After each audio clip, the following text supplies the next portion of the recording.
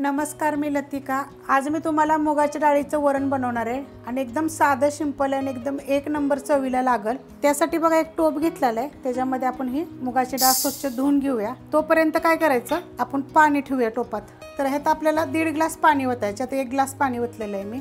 पहिला 1 ग्लास ओतलाय आणि अर्धा ग्लास असं 1.5 ग्लास पाणी ओतायचं। त्याच्यामध्ये आपल्याला ही 1 टमाटर टाकायचे आणि थोडंसं तेल टाकायचं, एकदम थोडंसं टाकायचं, बस एक अर्धा चमचा टाकायचं। आणि ही गरम होते तोवर आपण डाळ धुवून घेऊया। डाळ स्वच्छ धुवून घेतलेली आहे आणि हे पाणी जे आपण ठेवलं होतं ते हलकं कोमट झालं की त्याच्यामध्ये आपल्याला ही डाळ टाकून घ्यायची अशी। आणि मीडियम गॅसवर मी शिजवून देणार आहे। मी टोपातच शिजवणार आहे, तुम्ही कुकरमध्ये शिजवली तरी चालते, कारण टोपात शिजवल्यावर नाही डाळ एकदम छान अशी लागते। अशा पद्धतीत बघा डाळ शिजलेली आहे, बारीक गॅसवर ठेवली होती, बाकी ते मस्त झालेलं आहे आणि एवढं पाणी आटलेलं आहे बघा। तर आता मी एका भांड्यात काढून घेते।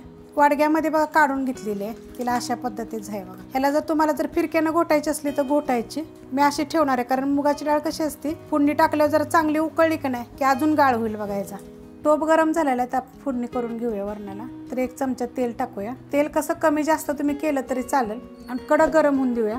तेल गरम झालेलं आहे, त्याच्यामध्ये छोटा अर्धा चमचा जिरे, अर्धा चमचा मोहरी, 2 चिमूट हिंग पावडर, कढीपत्ता आणि लसूण आणि आलं, हे लसूण आणि हिरवी मिरची मी कुटून घेतलेली आहे। आता ह्याच्यामध्ये थोडीशी हळद परतून घेऊया आणि गॅस आपला मीडियम आहे। असं भाजलं पाहिजे बघा, असा कलर आला पाहिजे आणि मग ह्याच्यामध्ये आपण डाळ टाकून द्यायची। आता तुम्हाला ह्याच्यामध्ये किती पाणी पाहिजे त्याप्रमाणे डाळीमध्ये पाणी टाकायचं। पाणी टाकून घेऊया। त्या वाडग्यामध्ये बघा मी डाळ काढली होती, त्यात आपण पाणी टाकूया आणि मिक्स करून घेऊया। एवढी पातळ झाली बघा, अशा पद्धती ह्याच्यापेक्षा बी पातळ मुगाची डाळ छान लागते बरं का।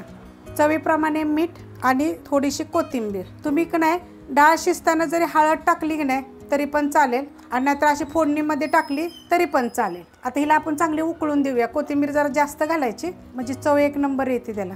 वरण बघा चांगलं उकळलेलं आहे, असं उकळून द्यायचं आणि झटपट होतं आणि एक नंबर लागतं बघा। एक तर पातळ झालेलं आहे आणि डाळ बघा मी म्हणलं ना घोटायची गरज पडत नाही, चांगलं उकळले की नाही की चांगली बारीक एकदम होते। आणि आपण टोपामध्ये शिजवली की नाही की लगेच शिजते का, जास्त वेळ लागत नाही तिला शिजायला। तुमच्या गॅसवर आहे मीडियम गॅस, बारीक गॅस ह्याच्यावर करायची। कुकरपेक्षा अशी जर केली ना तर छान अशी लागते। तुम्ही करून बघा। रेसिपी आवडली की लाईक करा, सबस्क्राईब करा, कमेंट करा आणि शेअर बी करा।